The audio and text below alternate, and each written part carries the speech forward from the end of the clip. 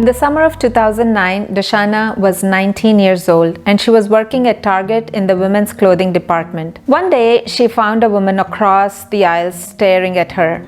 Her stares were pretty intense. Dashana felt very uncomfortable, but she kept working, the same thing that she does every day. She kept doing her job. Finally, after some time, the lady came closer and Dashana, trying to be a good Target employee, she says, "Hi, can I help you find something?" The lady comes closer and begins to shower her with questions. Are you born in the US? Do you have any kids? Are you married? How old are you anyway? Dashana becomes very impatient and she says, "Can I help you find something in the store?" The lady calmly says, "You are the most beautiful girl I've ever seen. I think you could be the next Miss USA." Dashana politely thanks her, but she thinks, beauty pageant? My goodness, that is so disgusting. But the lady convinced her to meet her at Starbucks the next day. And when they meet, the lady hands Dashana a big stack of books of beauty pageants. And she begins to convince her to enter her state pageant. Remember, she has to win her state first before she can enter to win the Miss USA. So 3 months later, Dashana competes in the state pageant and she loses. She competes again in the second year and she loses. So she goes back the third year and she loses again. But she goes back the fourth year and loses again. She competes the fifth year and loses again. So she decides to go back the sixth year. And guess what happens? She loses again. So she calls this lady and says, "You told me that I could be the next Miss USA." The lady says, "Dashana, don't quit. Keep working. Keep working." Sadly, after a few months, the lady died of leukemia. 6 months after the death of that lady, Dashana won the title for her state after trying 7 times. And 6 months after that, she becomes the first soldier to win the Miss USA title. Yes, she was a soldier too in the US Army. She got to wear that crown many young women who are born here in the United States dream of wearing. Now that crown comes with certain responsibilities, certain jobs. She can say, "I worked so hard to earn this title. I've endured so much to get to this place. I'll just wear this crown, hold my nose up high, and just look pretty." Miss USA is expected to work all year long. She has the title for a year and she needs to represent women's causes, represent the country on the world stage, and work on projects that reflect the values of the organization. Last week, we saw Esther's story of how she had 3 seasons in her life. A season of seclusion, a season of celebration, and a season of the signet ring. Esther went through the first season, the season of seclusion, just preparing in private, cooperating during correction and criticism, and just speaking within her limits, maintaining her privacy. And because of that, she stepped into another stage. That season I call the season of celebration, or the season of the crown. Let's turn to Esther chapter 2, reading from verses 15. Now when the turn of Esther, the daughter of Abihail, the uncle of Mordecai, who had taken her as his daughter, came to go into the king, she did not request anything except what Hegai, the king's eunuch, who was in charge of the women, advised. And Esther found favor in the eyes of all who saw her. So Esther was taken to King Xerxes to his royal palace in the 10th month, which is the month of Tebet, in the 7th year of his reign. The king loved Esther more than all the women, and she found favor and kindness with him more than all the virgins, so that he set the royal crown on her head and made her the queen instead of Vashti. The king gave a banquet, Esther's banquet, for all his princes and his servants. He also made a holiday for the provinces and gave gifts according to the king's bounty. Who knew that an orphan girl who was living in a foreign country in a low social class will one day become the empress of the Persian Empire? Never forget, God can choose you to do things that you can't even comprehend right now. Your past life, your social class, your finances, your inabilities They cannot stop the plans God has for you. Esther had to go through a rough childhood. She had to be in a season of seclusion where she was under the instruction of Mordecai, under the guidance of Hegai, and under the correction of the royal beauticians, under their criticism and correction. You may have had a rough past. You may be going through a tough time of scrutiny and correction, but God is preparing you for a noble task. There is a line in a beautiful poem. It goes, "He ruthlessly perfects whom he royally elects." Don't resist his working. You probably may have heard this poem that Ravi Zacharias quoted so often.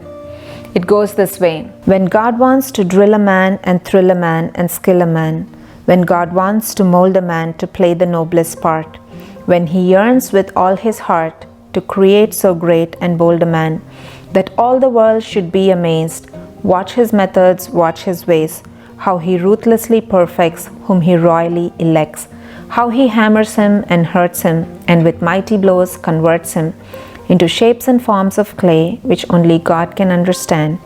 While man's tortured heart is crying and he lifts beseeching hands, yet God bends but never breaks when man's good he undertakes. How he uses whom he chooses, with mighty power infuses him, with every act induces him to try his splendor out.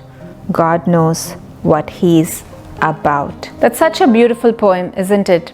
The author is unknown. You know, God perfected Esther during this season of seclusion for a purpose. God teaches us patience and submission and taking correction, maintaining secrecy in this season of seclusion. Esther had been prepared for this once in a lifetime opportunity to meet the king, and as the story goes, the king loved Esther more than all the women he saw, more than all the virgins that were gathered. She found favor and kindness with him. So he set the royal crown on her head and he made her the queen instead of Vashti. Esther is now revealed to her place of relevance. She is now sitting in a place of honor. She is now wearing the coveted crown. But her crown is not for her to show off, put her nose in the air and announce to the world how beautiful she is and enjoy the delicacies of the royal palace. God doesn't give us places of honor or crowns or opportunities just for us to sit on the throne and announce to the world, I'm the queen, or look, I'm so beautiful. Look at how many degrees I have, how much I have accomplished. Look what I've achieved. Look at how much influence I have. God gives us certain things for a cause, for a purpose. God is very kingdom-minded. And that is why when the disciples asked Jesus, as the Lord, teach us to pray. He said, Our Father who art in heaven, hallowed be your name. Your kingdom come. Your will be done. God is very kingdom-minded. If God gives you a seat of honor, if He blesses you with resources or riches or opportunities, it's not for you to sit there, bask in it, and look attractive. It's for His purpose to be accomplished in your life. It's for His plans to be accomplished through you. You know, we always have to be careful to not let God's favors fuel our pride. I found 2 reasons God gives us crowns for. Crowns are for causes. Dashana was crowned Miss USA, but she has to work for a certain cause. These causes she needs to work on are important. She can't say, look, I tried 7 times. I waited 7 years. I finally won the title. I'm going to sit here and just be a doll. No, it's not going to happen. If you see the British royal family, they're not sitting on royal thrones all the time, flaunting their crowns and glory and jewels. The Queen, even in her old age, she continues to carry out a full program of engagements. She visits charities and schools and does a lot of voluntary service. She's connected to over 600 charities, military associations, and public service organizations. Crowns are for causes. Esther was given this crown for a cause. She may have not known it at that time. Sometimes the positions we have, the favors we receive, the wealth we have, whether it's financial wealth or wealth in terms of wisdom and knowledge or skill or a talent, God has a purpose in it. The degrees you hold, did you ever think of how you can be a blessing to others? other than just printing them on your business card so your degrees fall off at the edge of your card. God has jobs for crowns He gives us. Let's read Esther chapter 4 verse 13. This is what Mordecai says to Esther. Then Mordecai told them to reply to Esther, "Do not imagine that you in the king's palace can escape any more than all the Jews. For if you remain silent at this time, relief and deliverance will arise for the Jews from another place, and you and your father's house will perish. And who knows whether you have not attained royalty for such a time as this." Esther was given a place of honor and opportunity in this season of celebration because God had a job for her. God had a purpose for her. She was set apart for a special time, for an unusual deliverance of the Jewish people. Think about how you were 5 years ago, or 10 years ago, or even 20 years ago. Did God bring you out of a narrow place? Are you right now living in a season of abundance or of blessing? I know we all have some kinds of trials in every stage of life. I'm not talking about that. But just think of life in general. Has the Lord blessed you over a period of time? Are you experiencing God's favor in your life? Have you intentionally tried to be a blessing in people's lives? What we have or who we are is just not for us, or it's just not for us to show off. It's for a cause. Rise up to the cause. Crowns are for causes. With crowns come commitments. Crowns cost us something. You may have heard this quote, "The one who wants to wear the crown must bear its weight." Let me repeat that again. The one who wants to wear the crown must bear its weight. Crowns are weighty, literally too, but the responsibility that comes with it is even heavier. The privileges you have today come with responsibilities. There is a cause that is involved. Esther is in this season of celebration. She is the empress of this great Persian empire. But if she does not act in this important time in the history of the Israelites, it will cost her her life. Let's read Esther chapter 4 verse 11. This is what Esther is saying to Mordecai. "All the king's servants and the people of the king's provinces know that for any man or woman who comes to the king to the inner court who is not summoned, he has but one law, that he be put to death, unless the king holds out to him the golden scepter, so that he may live. And I have not been summoned to come to the king for these 30 days." Esther was in a place where she could either be in the frying pan or in the fire. If she went to see the king, even before she was summoned, she could be killed. But if she doesn't go, she already got a warning from Mordecai that she and her family will perish. Sometimes we can find ourselves in situations that can be scary whichever way we go. It can seem dangerous to go forward or to go backward. In those situations, I would rather do what the Lord is calling me to do, even if it means death or sufferings, or it might look like a loss outwardly. If God has put you in a seat of honor, in a place of opportunity, and He's calling you to do something for Him, or maybe for a family, or maybe for a certain person, if you stay in your comfort zone and refuse to act, God will accomplish that through someone else.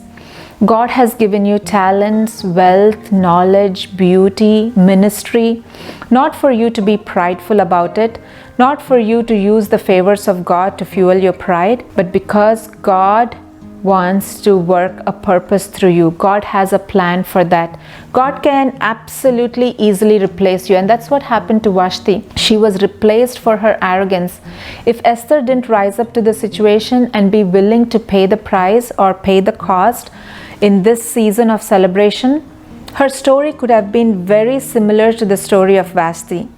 Remember, Vashti too was a very beautiful woman. We don't hold to our places of honor because we are someone special. We don't live in abundance because we are someone great. We have all those things only because of God's favor, His goodness, and His loving kindness. Because God has a purpose in putting us in that place. Be very careful if you think you can escape the call of God, that you can skip paying the cost to your crown. God will accomplish His purpose through someone else. But how would you like to hear these words? I have found someone better than you. What if God says, I have found someone better than you? Those words sting, don't they? God will find another man. God will find another woman who will do the job for him. God replaced Saul with David, and God replaced Vashti with Esther. And there are many other examples throughout history and also in the Bible. God gives us crowns for causes, and God gives us crowns that come with a cost.